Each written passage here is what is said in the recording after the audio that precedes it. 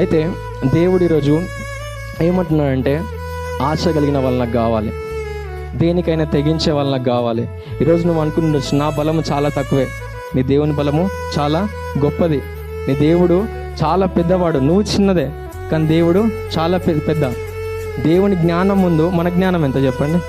దేవుని బలం ముందు మన బలం ఎంత చెప్పండి? ఈరోజు మనం అనుకుంటూ ఉంటాం, మనకు లోకంలో ఈ కష్టాలను చూసుకొని ఆర్థిక ఇబ్బందులు కానీ, అప్పులు కానీ, ఆరోగ్య సమస్యలు, వీటన్నిటిని బట్టి మనం చింతిస్తుంటాం, బాధపడుతుంటాం. ఇవన్నీ దేవుడు చూడడు. దేవుడు ఒకటి చూస్తుండు, ఏం తెలుసా? నీ హృదయాన్ని చూస్తుండు.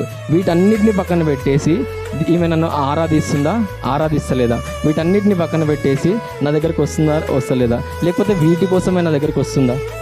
అర్థమవుతున్నాయి నా మాటలు? ఈరోజు దేవుడు మీరు వ్యక్తిగతంగా రావాలని ఆశపడుతుండు.